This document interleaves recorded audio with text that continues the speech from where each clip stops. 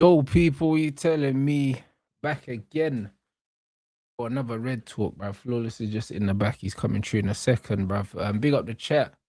You already know what time it is. I mean, got a few things to talk about. I have been seeing these Nagelsmann links, bruv. I have been seeing them. Not gonna lie, I have been seeing them. I've seen Sebastian Ernest links as well.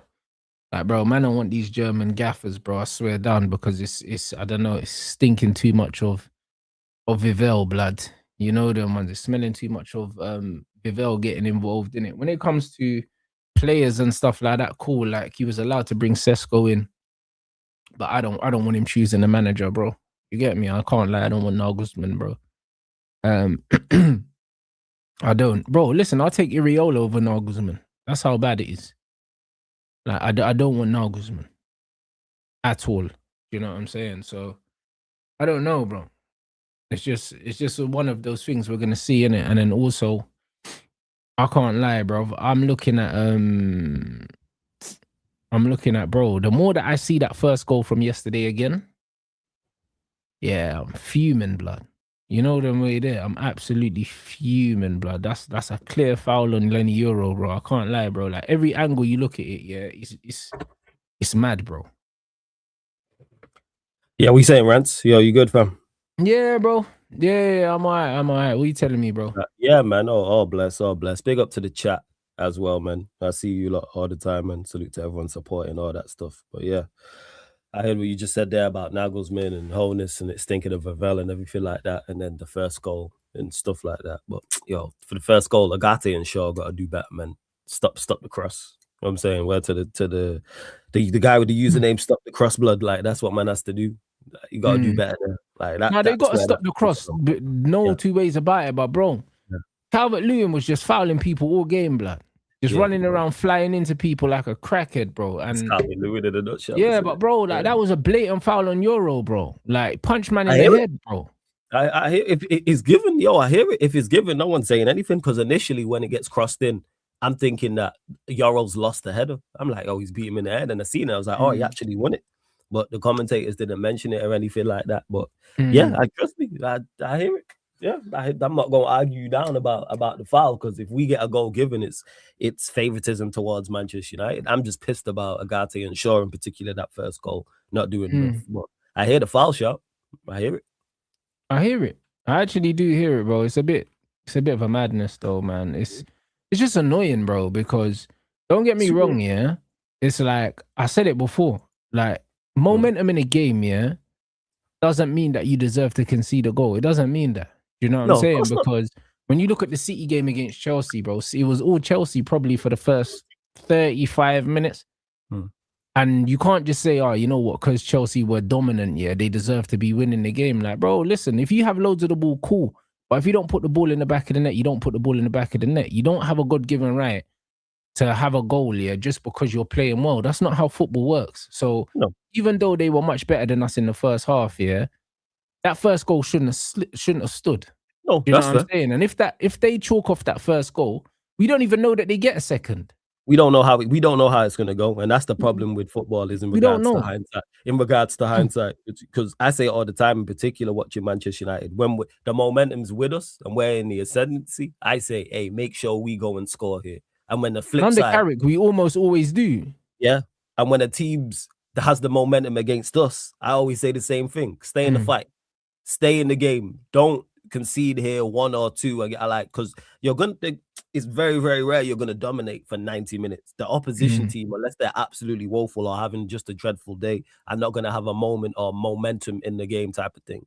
So yeah, that's how I look at it. But yeah, I hear it, the foul on Euro. I hear what you're saying because it's actually a very good header, to be honest. Like, that's the thing is to like win that because we know what Calvert-Lewin's like. Like I said, we just out wide. It's just shocking. But that just summed up pretty much the first 55, 56 minutes, to be honest, if I'm being really real, from everybody and from the team, because it was dreadful. We were dreadful, bro. That's what I'm saying. We were really, really bad. And that's why, it's like, I was so taken aback yesterday by how poor we started, that it didn't even sink into me, how ridiculous some of the decisions were against us. You know them, man? Yeah, I get what you're saying, because you're focused on that performance. You're not looking at those things. And that's where I'm at, because again, I say this all the time. It's not right, but I know referees are terrible. So therefore, I'm looking at my team to impact the game. We watched it at Bournemouth. We watched us not get a Stonewall penalty, and then them go down the other end and get a challenge that was similar and get a penalty.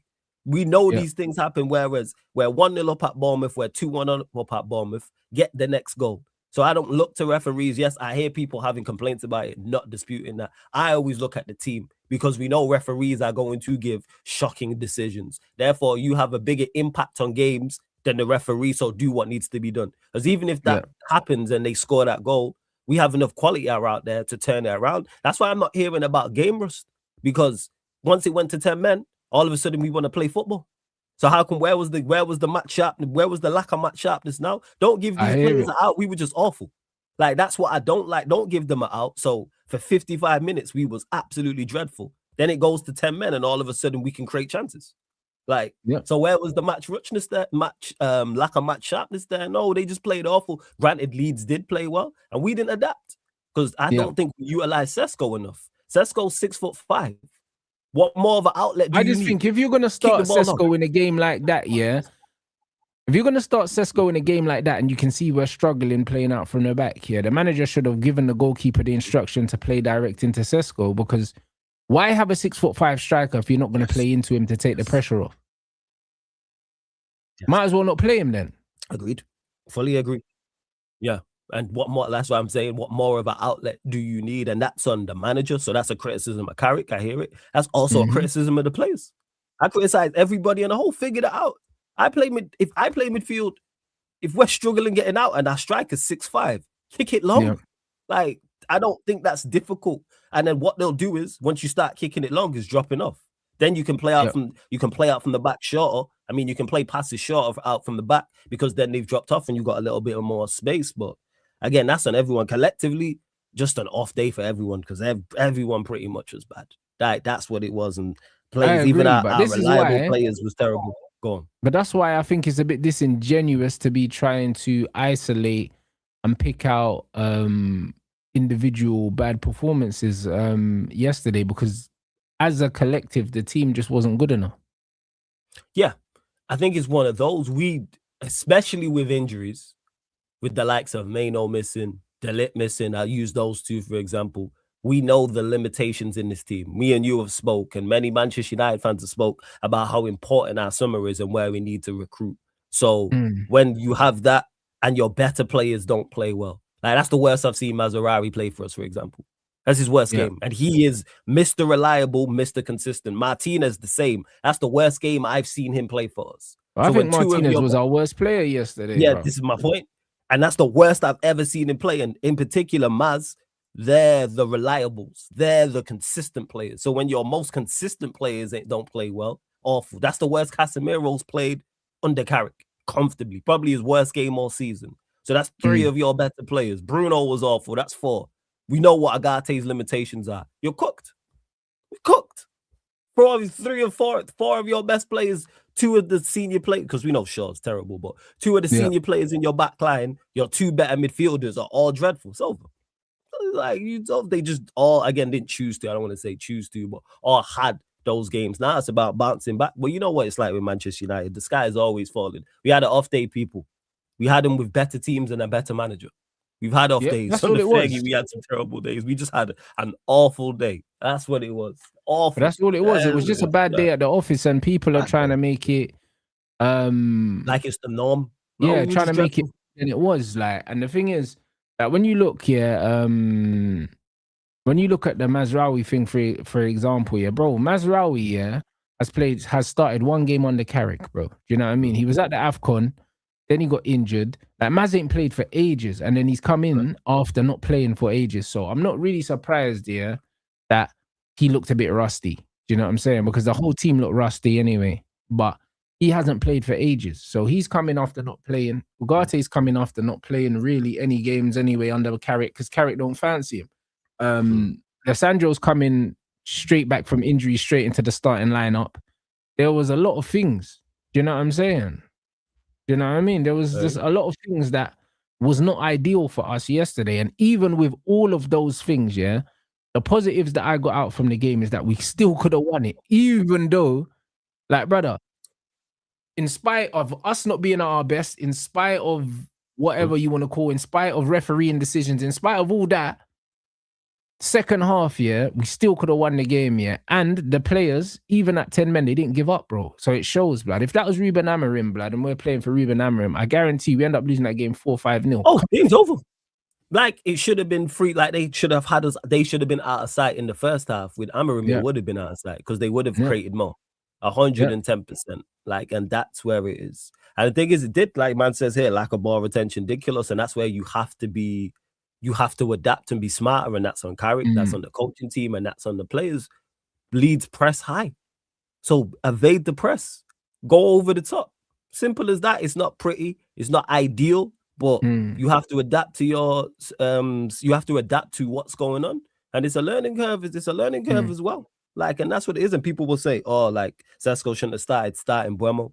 But Buemo's been poor. So it's like, he's not played well as of late. I'm a big fan of Mbeumo. Has he played well as of late? No, I said I want to see Sesko start. Sesko's been playing better.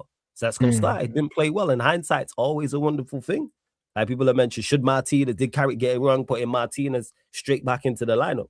Yeah, it looks that way. Maybe.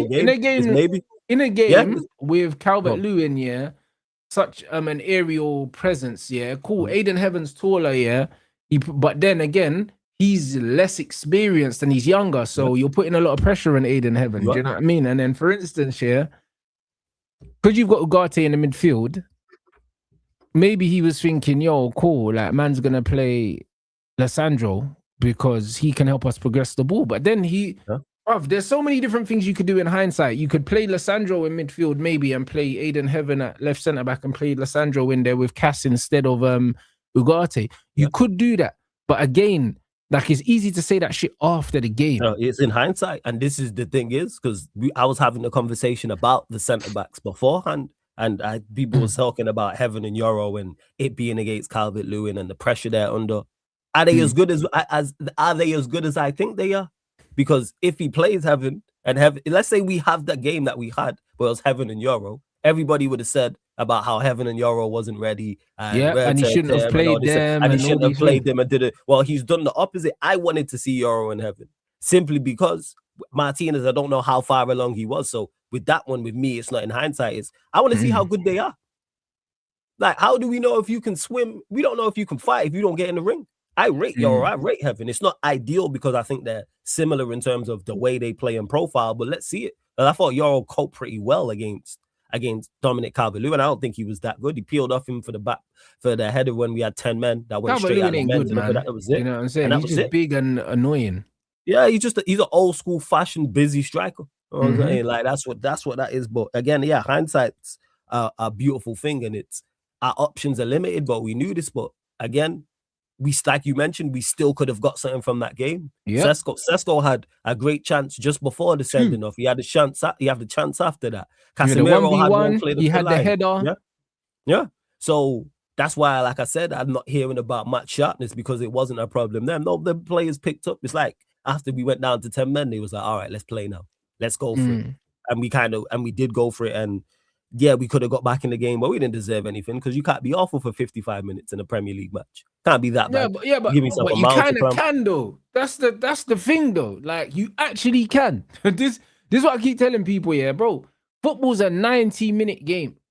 Like, you can be the better team for 65, 70, 75, 80 minutes and lose, bro. Like, that's football. Do you know what I'm saying? And that's why, in spite of my frustration, of how bad the performance is, was yesterday, that's got nothing to do with the score, blood. Because I've seen my team play badly and win bare time. You know the ones there. We have the talent. We have because we have talent. But I'm saying, when I say that, I'm talking about you giving yourself a mountain to climb. When you're that bad for 55 minutes, you support Man United, bro. United been giving themselves mountain to climbs your whole life. You know what I mean? And then they end up climbing them, bro. This is what we do. So I just feel like we ain't climbed no mountains in a minute, man. I hear it. The mountain, man. I hear it, but it's one of them ones where, bro, like at Old Trafford, like that's the kind of game that we get a result out of. Yeah. You know what I'm saying? It would have been such a Man United result to go 2-0 down and win 3-2. Yeah. If we didn't get a red card, I believe we still win that game. And that's the thing is, again, hindsight. If Martinez doesn't do that stupidness, do we kick on and go and get that game? Does it carry on? That, like the more I see that, it's never a red. The thing is, when I first seen it, I'm pissed about it. And I'm like, what? A red card for pulling? Like, I'm annoyed at him and I'm annoyed at the referee. More annoyed at him when I saw it. But then the more I've seen it now, like, he hasn't even tried to grab man's hair. Like, it's not a red card. But they say it's violent contact. Like, brother, Calvert-Lewin slapped man in his head, just like what he done to Lenny Euro, bro. And then he got frustrated and tried to like pull man's shirt or something like that, as in, yo, you want to leave something on me, I'll leave something on you kind of thing. Yeah, it's again, but don't pull his hair. I can't even say this. Pause. Pull his shirt, man. You know what I'm saying? That pull the shirt. But I think he tried to pull his shirt, bro. I think he just tried to grab anything that was there because he was pissed off. You know them ones, because man just roughing him up, like. Because the still image is terrible, man. Like when he's grabbed his but the thing is, like, brother, if you try and actually pull somebody's hair, you get a handful of the hair and you pull them and you'll see like man's head get jolted, or there was none of that. His fingers went through man's hair. Like, that's how you know he didn't grab it. Do you know what I mean? Because, bro, if you're trying to grab someone's hair, your fingers do not go through man's hair like that. You know them ones there? Like, that's weird. The first two, because he tried it three or four times. The first 2 times he didn't miss, but he got there, and you do see his head tilt. Like, And I Googled it because I was like, what is hair pulling? And it's classed as violent conduct. That's the problem. It's classed as violent conduct. Some bullshit. Like because it's a letter of the law thing. That's where the problem lies. Under law, it's an idiot thing. Yeah, and it comes back to the ruling. It comes back to the ruling, like, yo, don't do it. Don't even attempt to do it. Just like, don't even attempt to do it. Like, I would rather he would have slapped him and got sent off. I would have rather he was through on goal. Like, you're on the halfway line. Yeah, my man absolutely collapsed him in a 50-50. Yes. What are we doing? Like, and I rate Martinez, but pre-pause, pulling a man's hair. What are we doing here, man? What are we doing, man? I can't believe I gotta sit here and talk about this. Like, what we do? And I've seen the stills and seen it. I'm like, halfway line. All right, man. Okay, I don't even know. There's few things I've not seen in football, and that was one of them. That's the first for everything. But that's never a red card, innit? Yeah. And the thing is, yeah, I genuinely believe, yeah, Carrick goes 4-4-2, yeah. If we got 11 men and we win the game. I genuinely. Because you know he was going to go for it, man. Dash Xerxes and Sesko, and because you could see he was reluctant to take Sesko off, yeah, because Sesko gets goals in it. And that's the reason why we never saw Xerxes yesterday. But if we had the extra player, I believe he throws Xerxes on. I genuinely believe that. And I believe we win the game as well. Considering how the game went after we went down to 10 men, that's plausible. I see why you feel that way. For me, it's just more so. And that annoys me even more about the Martinez thing is how the game would have went. Like, we don't, like, now we don't know because of you. You potentially cost us a point or 3 points. And that's what it is. But yeah, with the Martinez one, like I said, man, he's just don't do it. Just don't do it. Because you know they're gonna be to the letter of the law. Because I didn't know if a hair pull was not, and I Googled it and it was like it's classed as violent conduct. But it can also be judged like a challenge, like a slide tackle, for example, in regards to the I can't believe the excessive force of it. So if the hair pull's excessive, then they class it even more so. So because he attempted 3 or 4 times, it's just foolishness, man. Yeah, it is. It's crazy, man. Big up the chat, man. Let's get these likes up. 500 likes target, man. Seeing the Iriola links now, bruv. They've basically announced that Iriola is leaving. 100% is not renewing, and he's not staying at Bournemouth. And now, obviously, Man United are going to be linked with him because it's a silly season. But, bro, Chelsea are looking for a manager. Well, they might be.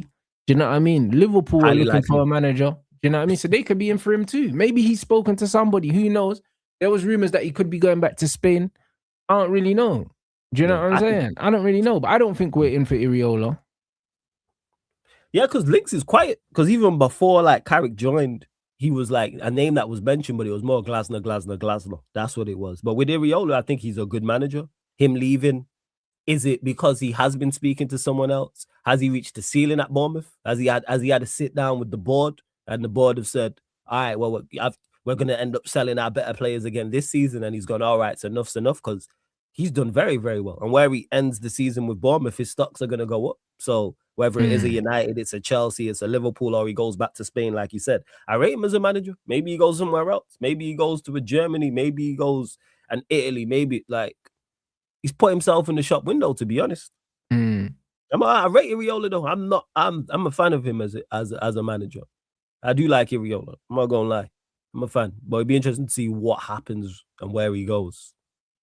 Okay, Ornstein's saying he's more likely to stay in the Premier League. Well, what is it then, bro? Because, bro, man are saying, Newcastle potentially. Newcastle definitely a shout. I think he could end up going Chelsea for sure. Depends if they go with the blue call model and it's Gary O'Neill. Because now the talks is that they gonna go get Gary O'Neill because he's at Strasbourg, isn't it? Or maybe they change it. And they ain't getting Gary O'Neill. You wouldn't think so. I would think so. Hey, Rants, Gary O'Neill's more qualified than Rosinha. I hear it, but I'm telling you, man. As a Chelsea fan in the chat, he's like, yeah, I know what you're saying, 100%. But with Iriola, whether it's Chelsea, maybe he goes to Palace, maybe a Newcastle.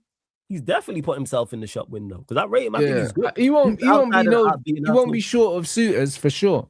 Yeah, like of course, because he's done an exceptional job, especially this season.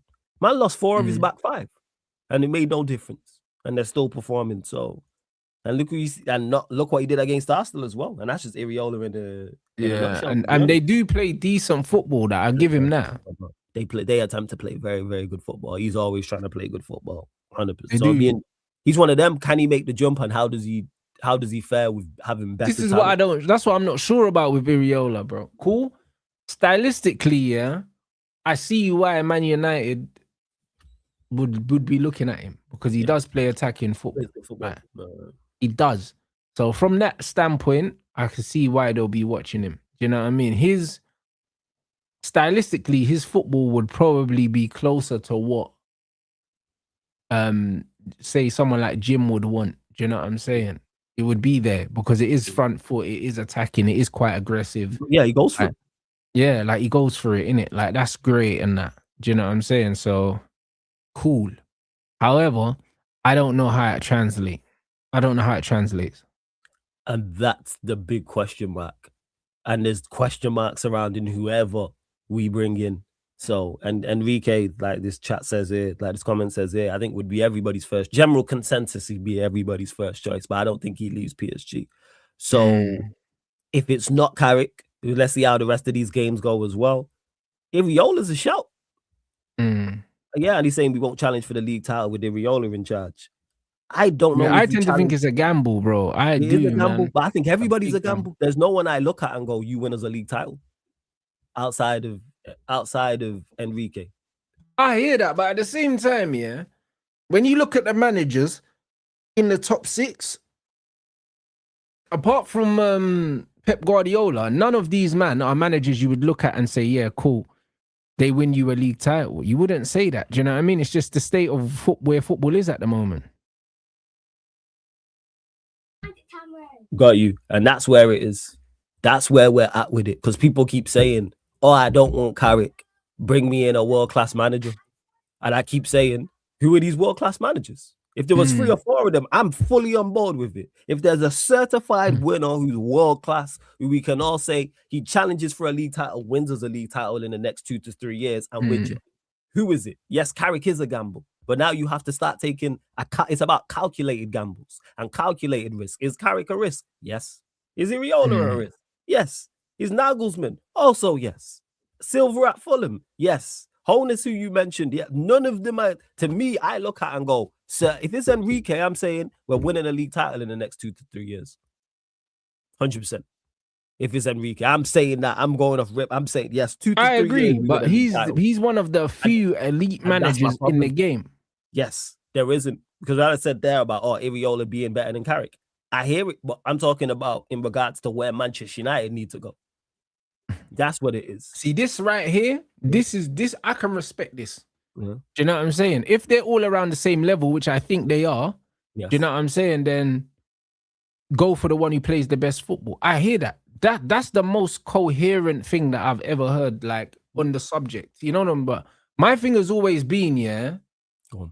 My thing has always been, that there's not much difference in all of these in terms of their level or in terms of their perceived ceiling. I don't think there's a big difference between a Glasner, a Iriola, a Carrick. I think they're all the same level of coaches, bro. I just think some are further along in their journey than others, like the Zerbi. All these guys are the same level, bro. Some men are just a bit further down the line, innit? Like, so for me, if man's saying, you know what, there's not much difference between them, but pick the one that plays the better football, I can hear that because I want to see my team play expansive, exciting football. So if man are saying that I'm picking this manager purely on how he wants to play, like, cool. I hear that. Do you know what I'm saying? But I don't want man to be disingenuous and say it's about levels, because for me it's not about levels, because these men are all the same level, bro. There isn't much between. If you think one's a 7 out of 10, the other's an 8, or someone's a 7.5 type of thing. Iriola, I'm with it. If we were to go and if they said, all right, we're not gonna go get Carrick, can we go get Iriola? I go, all right, cool. I've said this about most of the managers we've been linked with. I have my preferences, yes, but I'm not gonna shout you down about it. Like between Iriola or between Carrick or a Silva or whoever else. So like, who is the best fit though? That's the thing, is who is the best? Like, it's all a calculated gamble. So yeah. That's what it is. It's just a weird one, bro. Do you know what I'm saying? It's just a weird one, bro. Yeah, for sure. Because of Carrick's name, he's getting doubts, bro. Do you know what I mean? Because that's definitely because if Iriola had the exact same record as Carrick, people would be praising it. The same goes for a De Zerbi or an Nagelsmann. People would be saying how well they're doing and back them, give them. I haven't heard anyone say, "Oh, Carrick ain't got his own players." I ain't heard none of that. You know them ones. All the excuses that they afford for other managers, they haven't afforded for Michael Carrick because it just doesn't feel good. Yeah, it don't, because it's like they don't want him to. It's like people want to be right. Like they want him to do bad. See, this is why he shouldn't get the job. So, all right, let's say we go and play exceptional against Chelsea and beat them. Should he then get the job because we just went and beat Chelsea and we're exceptional? Like, it can't be a one-game thing. Like, you have to, like, if these performances continue over the rest of the season, that's a whole different conversation. But of course, if Nagelsmann had joined and done what Carrick had done, people would be shouting his praises from Spider-Man rooftops. They would. You wouldn't hear the end of it. So that's why I give Carrick his praise, because he's still done better than general consensus. He's done so well that now the expectations have raised. Because before he joined, it was steady the ship. Before he joined, it was steady the ship. It wasn't fix the ship. It wasn't make the ship be better. When they brought in Michael Carrick, they were talking about a man to just get us to the end of the season. Yes. That's what it was. It wasn't. And now, man are expecting to win every single game, blood. That is how he's raised, the expectation at the football club. Under Ruben Amorim, it was literally like, bro, it was doomsday. Yeah, I hear it. Facts. And to this comment as well, I don't think there's much in it. Is Iriola a better manager than Carrick? Yes. Do I think there's significant difference? No. I don't know, man's talking about battle tested, in the Premier League and stuff like that, Iriola's finished 9th and 12th in the Premier League. 9th and 12th. Man saying battle tested, but it's like, bro, why man going on like man's been doing madness? Like, man hasn't been doing madness. He's just done well. He's been solid. He's just done well, bro. And like, do you know what I'm saying? It's not like man's been doing crazy. Like, De Zerbi got Brighton to Champions League, to Europe, and that. Man are going on like, I don't know. Man are going on like he's done a mad thing, bro. Yeah. Like, what year did he come in? I'll tell you now. So let me have Was it 2023-24 season he came in? I have a lot now. Let me see. Hold up. I think it was. Yeah, I'm just having a check. So manager. Yeah, 2023 he joined. So he joined June 2023. So 2023. Yeah. 2023 they finished 12th. That's what I'm saying. And then last season they finished 9th. So 24, 25, and then this season, like, it's not like we've seen managers do this. Like, again, and this ain't a shot. We saw Glasner finish 10th, get an FA Cup. Do you know what I'm saying? And then win a Community Shield with Crystal Palace. And so what, like? Do you know what I'm saying? We've seen managers do this. Look at Thomas Frank. You seen what Thomas Frank did? He's in that realm, Iriola and Glasner. But this is what I'm saying. But like, you know what it is? Because of the football that Iriola plays, people are pretending, that he's done more than he's done. Do you know what I'm saying? Because Eddie Howe was finishing the Champions League position twice with Newcastle, twice. Yep. And I wouldn't want Eddie Howe. And I wouldn't want Eddie Howe. Facts. I wouldn't want Eddie Howe. And Eddie Howe. It's only because of how the football looks, bro. Like, cool. The football needs to look good, but there's other things. Yeah, they're all risks, people. That's why I'm saying, I'm not saying people who are wrong who would prefer Iriola to a Carrick. I'm just saying I don't think there's much in it. I think they're all risks. I don't see much difference. Yeah, he's inexperienced, but yeah, I hear it. He is inexperienced, and that's what works against him. He is inexperienced, but bro. Company relegated Burnley, That's true. And then got the fucking Bayern Munich job, bro. And you seen his quotes today. He was like, listen, all the people gassing me up, I'm not really caring about these things because, bro, like, 1 minute I'm the worst manager, next minute I'm the best manager. It's all bullshit. You know what I mean? And that's the reality, bro. This guy went from being shit, apparently, to all of a sudden, he's the best manager in the world now, bro. Yeah, facts. Like, he could win the champs. And here the thing is with Carrick as well, what I'm taking into consideration, we're not judging him, not knowing what he would be like here, because we now have some evidence, even though it's only a small sample size, of what he's done here, and he's done very well. So I have to put that in the plus column, because if Carrick had done terribly, and me and Rants was sat here saying we should still give him the job, you lot will be looking at us like we was crazy. So we have to take that into consideration, that he's here now, getting the experience and doing very, very well.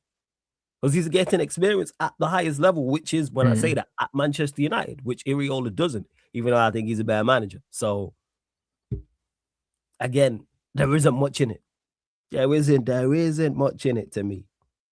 Man saying Bournemouth are tiny, they shouldn't be in this league. But you could say all of that, but Bournemouth's recruitment has been good for some years. It's been good since even when Eddie Howe was there, bro. Like, Bournemouth have always recruited well. Remember, the likes of the Solankis and all them man was at Bournemouth, bro. Do you know what I'm saying? Like, them man were doing their thing. Bournemouth have been very smart with their recruitment for a long time since they've come up. So they're a well-run club. Yes, they're a small club by name, but so were Brighton. Do you know what I'm saying? Yeah, and after to clarify this isn't, I rate, you lot don't have to defend Iriola because I rate what he's doing at Bournemouth, but Brentford shouldn't be in the Premier League either. When we seen what Thomas Frank did there, and then we seen what happened when he went to Spurs. Granted, his football is not the same, but we've seen managers make the jump and fail. I'm not saying Iriola would or wouldn't necessarily. I'm saying it's a risk. Same way Carrick's a risk. I don't think the risk is that much different in terms of percentage, people. That's what I'm saying. I don't think the risk is that much, even though I think Iriola is a better manager. Yes, like Rance mentioned, he's further along, but Carrick is currently getting experience now. And he's getting experience now, and he's doing well at one of the top teams in the country. Do you know what I mean? Like, 3 years at Bournemouth or 2 years at Bournemouth don't prepare you for managing Manchester United. I don't give a fuck who you are. I think there's very, very little. There's very few clubs that give you the experience to manage Manchester United. Because Barcelona, Real Madrid, that's it. Like, yeah, that's probably it, yo. There's very few clubs. Barcelona, Real Madrid are the only teams that you can manage, yeah. And because, bro, even Jose's managed Chelsea, bro. Do you know what I mean? And managing Chelsea and not managing Man United. Yeah, and Chelsea's a big club, so that tells you, like, it tells you a hell of a lot. It's different. A hell of a lot. Yeah, it does. No, I hear it, fam. Trust me. So like, just because my man's been in the Premier League for a couple seasons, that doesn't mean that he's equipped to coach Manchester United. It doesn't mean that at all, bro, because there's other things, that Carrick will just understand because he was a player here. Do you get what I'm saying? So there's certain things, like even the way that Carrick here is challenging the media, bro. That's such a Fergie thing to do, bro. It's such a Fergie thing to do. A proper siege mentality, us versus them, one rule for them, another for us kind of thing, bro. Because, bro, you've never really seen Man United managers post-Ferguson challenging, the refereeing and stuff like that. Most of them are too shook to say it, bro. This bear's come out now 2 games in a row, and he's asking for accountability from these fucking officials, bro. And he's flat out saying this is bullshit. Yeah. Like, and and that's just straight out of Fergie's playbook in regards to taking the pressure off your team. Fergie used to do it all the time. United would have a terrible result and he'd come out and say something crazy. And then all of a sudden, that's where all the attention is. And to the last comment there, you said about Iriola's done well, like in game when Bournemouth have gone through bad spells. Not a surprise, because I think Iriola's a good manager. Again, let me repeat this. If we was to go out and get him, I see it. Brother, if we went out and got Iriola, I see it. I'm not going to sit there, and go crazy and say, oh, it's a fucking, you get me? Disgrace. It's a disgrace. Like, I can't believe it. I'm not going to do that. I'm just giving my honest opinion, And my honest opinion is that I think that we could do, like, I think we'd be better off keeping Michael Carrick. But I'm not going to sit here and just be like, yo, it's an absolute travesty. It's not a travesty, bro. He's a good coach. Yeah. And he's proven that he's a good coach. And that's the thing.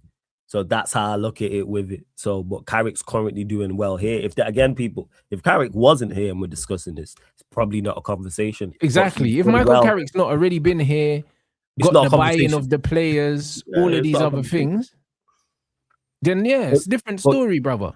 Yeah, he's currently doing enough because he's exceeded my expectation and he exceeded general consensus. So I can't hold that against him. because I gotta give him props for that. Because if it had gone the opposite way and United were awful and losing games, I would say without doubt, don't give him the job because we've been dreadful.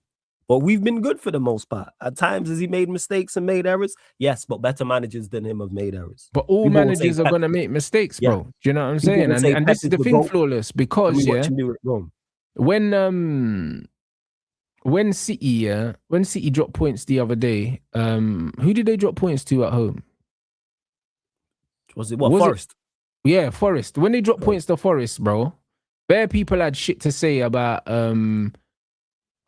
Pep Guardiola's management of the game, and bare people had shit to say about his substitutions and his starting 11s. But bro, like, no one's gonna get it right, bro. No one's gonna get it right 100% of the time. Michael Carrick's no different, bro. Like, so that's why I don't believe in switching up on Michael Carrick after this game just because we didn't win it, bro. Because again, like even in the Newcastle game as well, these games, it's like people don't understand that man are one decision away, from a completely different result, and for you feeling completely different, bro. Like you can't be like that. You can't be like that in football. You cannot be in football like you can't always be one fucking decision away from crashing out, blood, and catastrophizing everything, blood. Like, because that means you're just not even objective. But that's people for you. Go look at socials after the game. The sky was falling. The sky was falling. That's it. That's why I don't pay it too much mind and too much attention if I'm being really real. But that's just me. Yeah. That's just me. Bro, like man said, be honest, it's not good enough. The team is not good enough. We don't have a deep squad to be performing week in, week out. Therefore, I feel Carrick's been okay. It's just a matter of seeing how he reacts after. But it's facts, though. Yeah, do you know what I'm saying? Yeah. It's facts, bro. Do you know what I'm saying? Because look at this Man United team. Like, literally, we play against this Leeds team. This Leeds team, we know they're going to press, When you look at United's squad, like, we're trying to play through the first press. That takes a lot of composure on the ball and a certain technical level that most of these players don't have because we don't actually have the right profiles, bro. Because we should have two midfielders in that double pivot that are comfortable to receive the ball and help the centre-backs play out, bro. We don't have that. Casemiro, that's not his strong suit, and Ugarte, just absolutely nothing there. Do you know what I'm saying? Kobe got injured, not Carrick's fault. Again, but the fact that we had nothing else other than Kobe, that's on the club. That's on our recruitment. That's on the lack of balance. The fact that we've got De Ligt and Maguire out injured, so we don't have any physically imposing centre-backs at our disposal because Lenny Euro's 19 years old, He's a kid. People forget. Do you know what I'm saying? He's 19 fucking years old and he's a centre-back. People are talking about Lenny Euro, like he's 25 years old and we bought him from fucking like Barcelona or something. Like, he's a fucking kid, bro. Like, if he came through the academy at 19 years old, no one would be expecting him, to be fucking amazing every week, bro. Do you know what I'm saying? So even the discourse on Lenny Euro, is stupid, bro. Nah, that's just people wanting to be extra and get their memes and jokes off. And that's why I let him go. Dumb, like, because he's played well.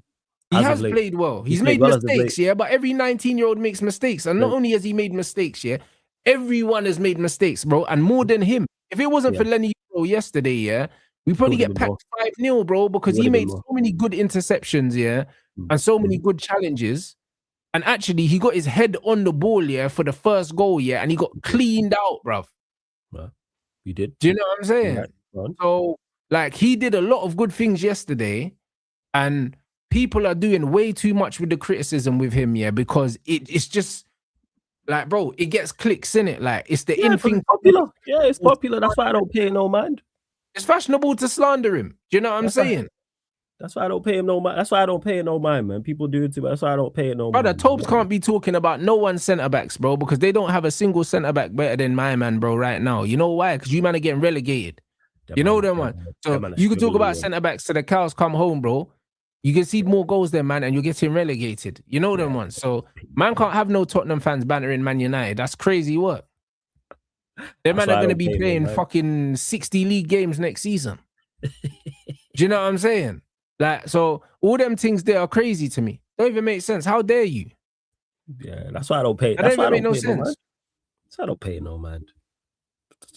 Don't worry about it, man. So I don't even concern myself with it in regards to when it comes to Euro, because like you said, there's the in thing to do. So he was far from our worst player. I can't believe Martinez can have that. Bro, he was our best defender yesterday. He was better than Shaw, Mazraoui, and Lissandro. Yeah, but people are gonna act like he wasn't. Yeah, because the in thing to do, and he's played well as of late. He ain't made a mistake in a minute.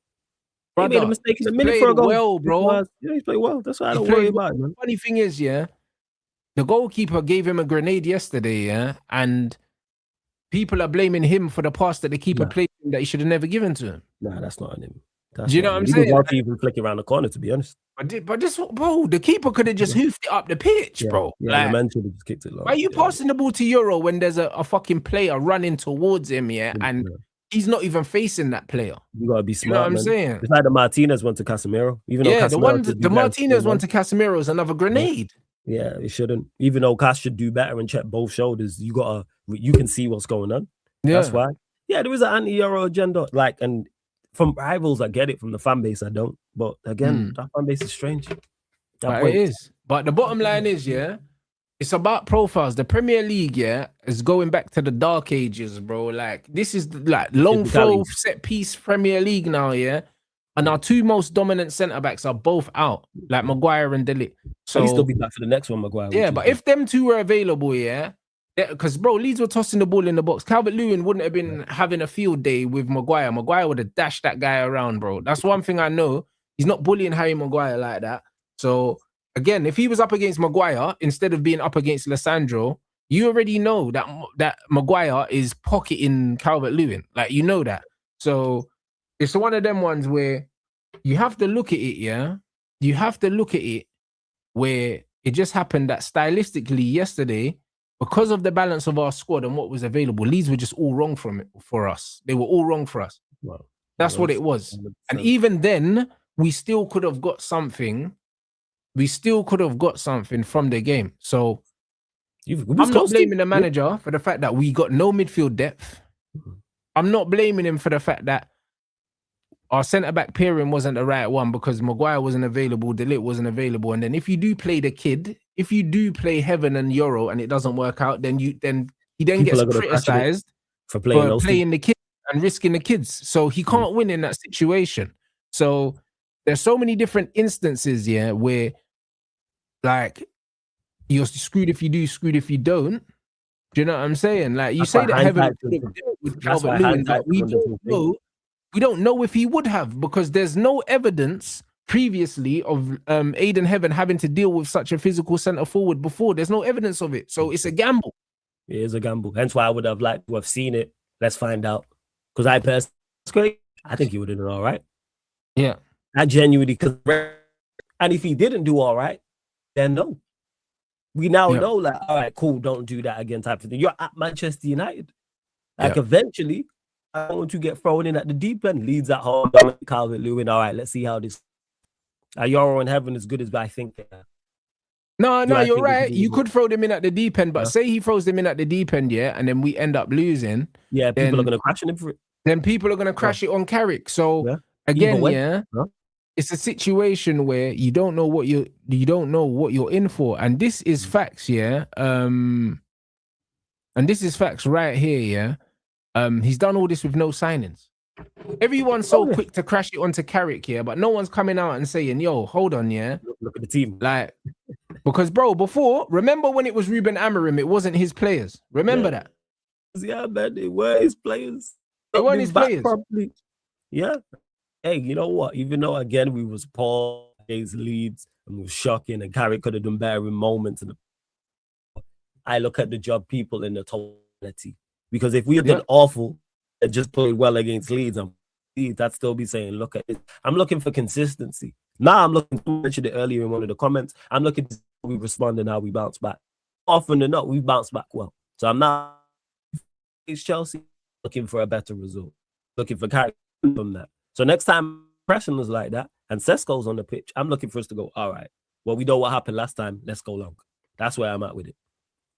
I hear it. And that's why, again, this game against Chelsea, I'm looking for Michael Carrick to show that he's learned a lesson. I expect Mbeumo to start against Chelsea. I don't expect to see Sesko. I don't expect to see Sesko start because he wasn't good enough. Do you know what I'm saying? So again, yeah, it's one of them things where I need to see a response from the manager with the team that he picks against Chelsea.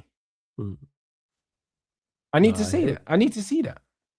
Like Lenny Euro, yeah. We're not talking about physicality. Lenny Euro, for the millionth time, yeah, Lenny Euro is a sweeper defender, similar to a Varane. Do you know what I'm saying? Like to a certain degree, Rio Ferdinand. Rio Ferdinand only kind of put on a bit more physical size, yeah, as he got a bit older, yeah, and as he got slower, like, you know them ones. But young Rio Ferdinand was tall, quite lanky build. Do you know what I'm saying? And he wasn't aerially dominant. He was never known for being aerially dominant, bro. No, if anything, that was Vidic. Vidic is the guy who did all if anything, he was known for kind of being weak in the air. Like no one knew him as this domineering fucking aerial centre back, bro. He was very much on the floor centre back, bro. Do you know what I mean? So people expect Lenny Euro to be big and strong and wrestling strikers and all these other things, yeah. But then the same guys are talking about modern centre backs. Like, brother, if you want a modern centre back, yeah, that can play on the halfway line, yeah. But you want him to be physically strong as well and fast and this and that. What the fuck do you want? Show me that. What they want. They want Black Panther and Captain America, man. That's what they want. That's what I'm saying. They want a super soldier, man. That's what they want. That's what you just described there. You just said big, strong, play on the halfway line, modern, and but also absolutely rapid and can get back. Here the thing is, Euro. I disagree with that. I don't think Euro sucks when it comes to the physicality side of the game. I just think the way he's built works against him.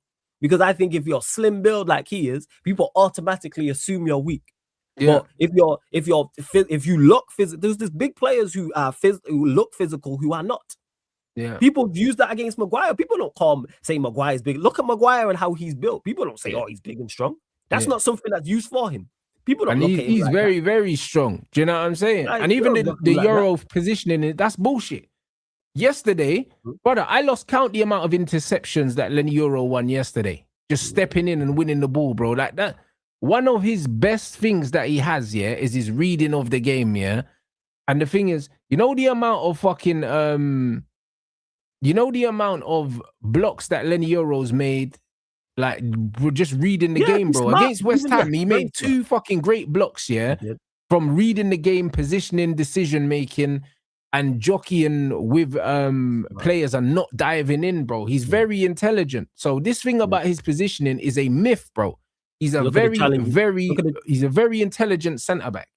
The 2 at West Ham where he was very, very smart, considering he was one-on-one with Adama Traore. And I was thinking barbecue chicken because Adama Traore is peak PMP and he did well. Even the challenge he made on Ollie Watkins for the penalty area, because I thought, damn, penalty.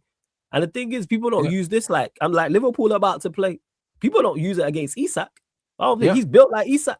But people don't say, Isak's not strong. You can be slim build like me and be strong, people. Yeah. You can be that wiry, you can have that type of build. Lenny Euro's not weak. It's just that he's a kid, bro. He's 19 years old, coming up against 32-year-old fucking crackhead strikers like Calvert-Lewin.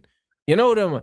Like, man's not getting dashed around by normal sized players. Calvert-Lewin is he's a big guy, bro, and he was throwing his weight around, fouling everyone, blood. Lissandro was getting it as well. Do you know what I mean? But people choose to highlight the fact that he crashed it on Lenny Euro like he didn't crash it on Lissandro, blood. Right. And it's not like he crashed it on Euro and we conceded a goal. Like what? Yeah, where did he fouled, man. Euro for a chance or a goal? That's what I want to know. Because even for the first goal, Euro won the header. Yeah. I'm trying to think, when did you, like, people keep saying this. I don't remember him being bullied for a goal or a chance, I should say, by Calvert-Lewin. I remember that. But yeah, he's 20 years old, man. Like, what are you doing, man? He's 20 years old. Like, yes, he was poor, but has he played well as of late? It's again back to Carrick, consistency. Has Euro been consistently good since he's been playing as of late? But he's been playing next to Harry Maguire. Yes, which helps, which is he's a better profile for him to play next to. Because Maguire can go and be combative and be aggressive, and then Euro can sweep. Whereas Martinez, that isn't really his game like that. So, all right, man. But Again, people just want to do too much. Again, rivals, I don't hear it from Manchester United fans. Rivals are going to go over the top. Like you said, it's going to get clicks. People are going to run their bands, going to run their jokes. That's part and parcel of football on social media. That's going to happen. But it is. But this is why people need to look past it, bro. Do you know what I'm saying?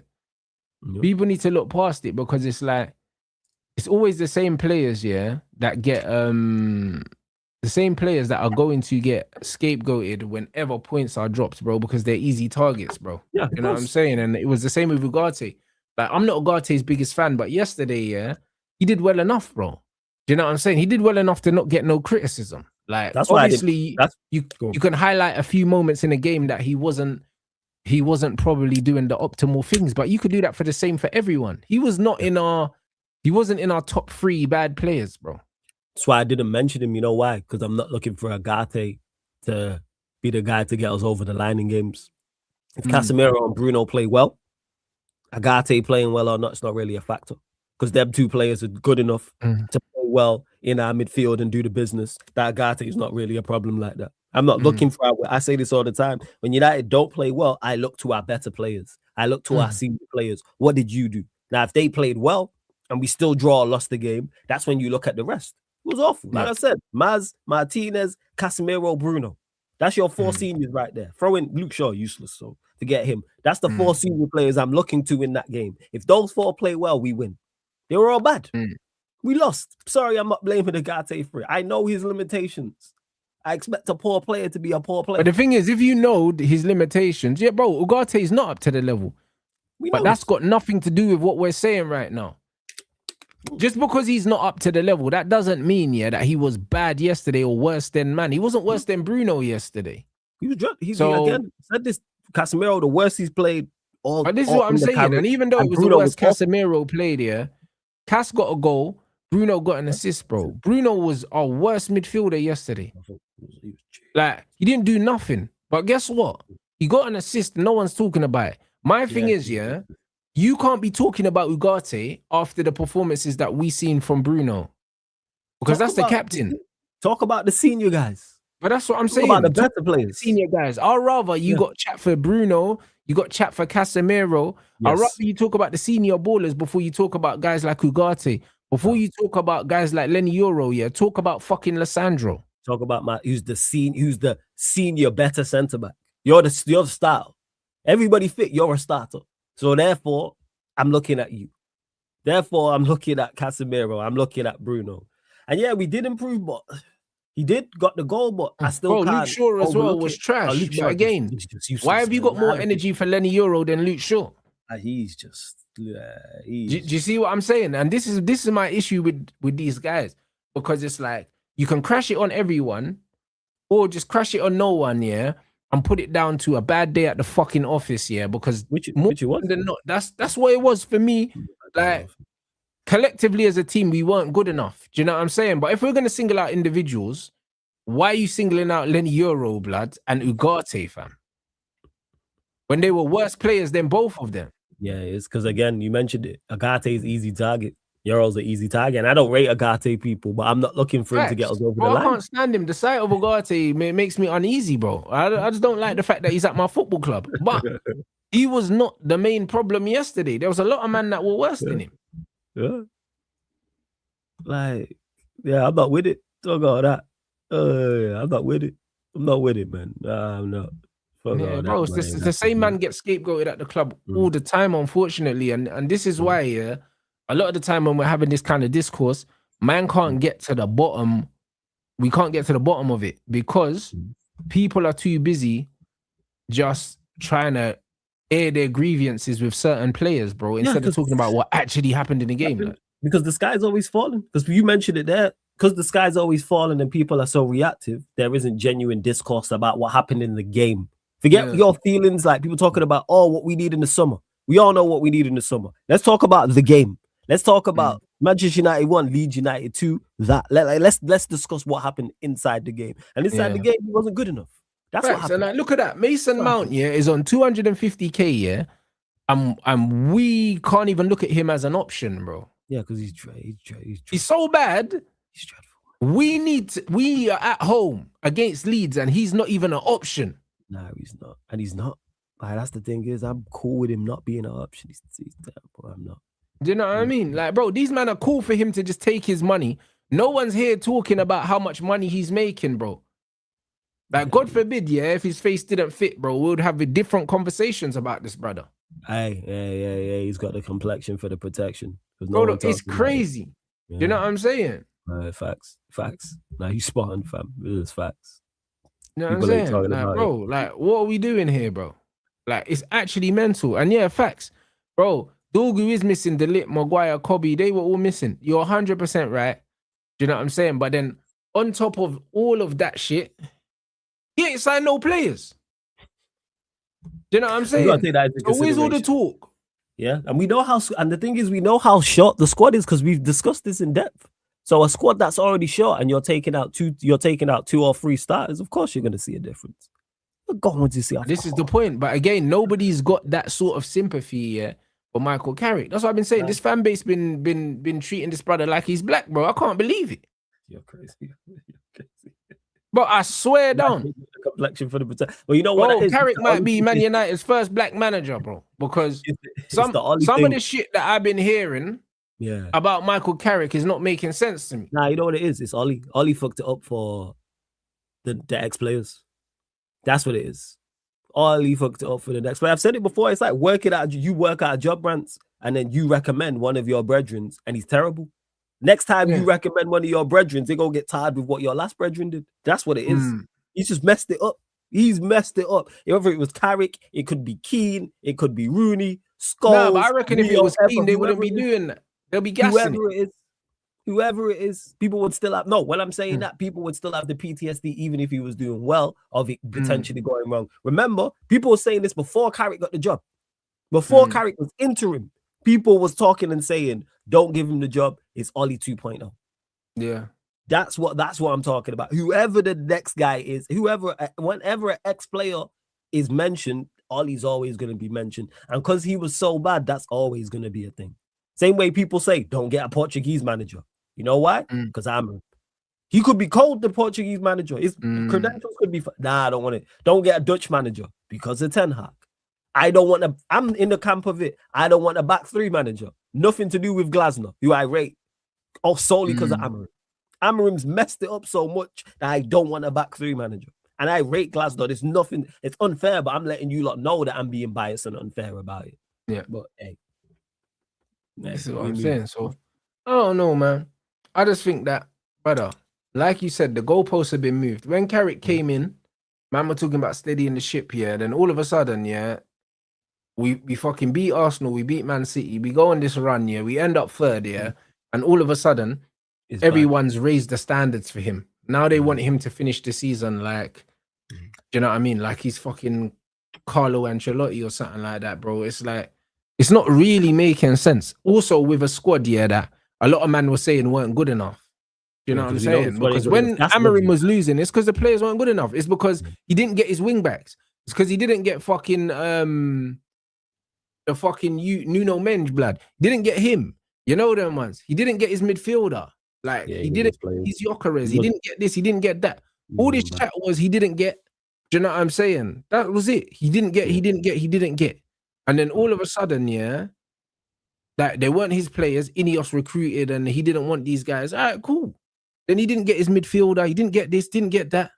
All of a sudden, Carrick's got the same players, but he's supposed to win every single game. But Amorim wasn't.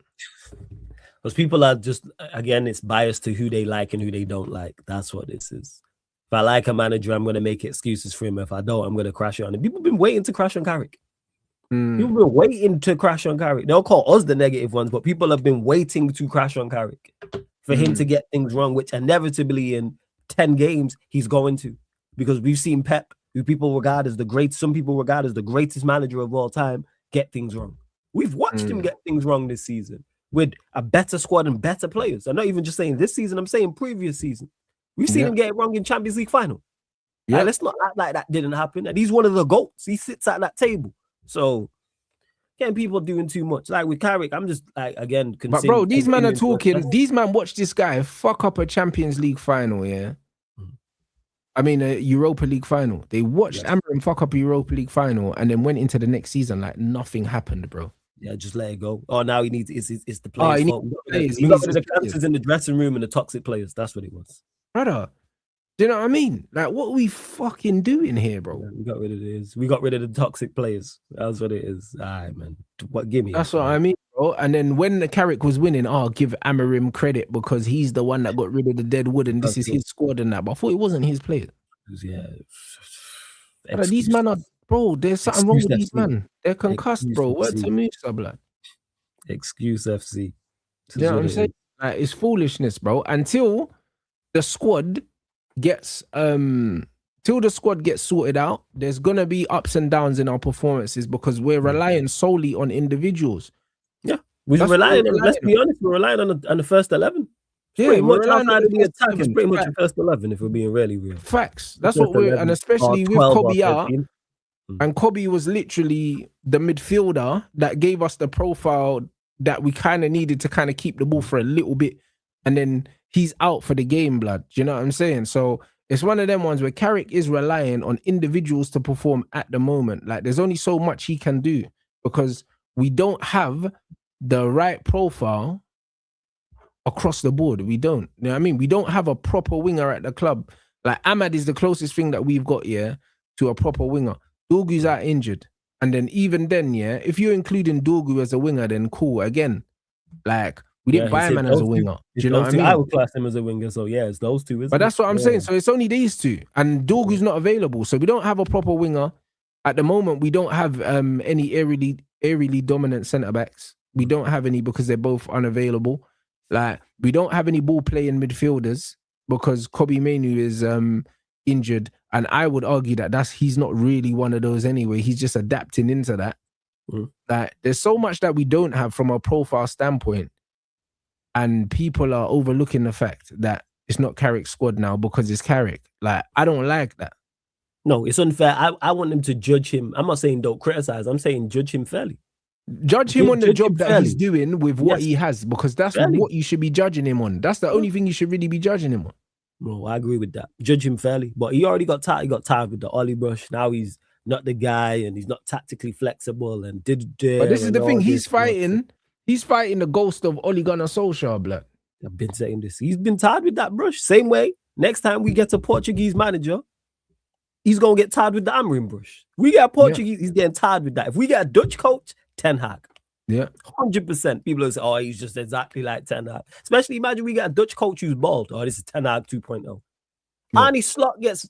Arnie Slot, who manages Liverpool, gets tired with the Ten Hag brush. You know why? Because he's Dutch and bald. Yeah, just because of his passport. Just because he's Dutch and bald. That's it.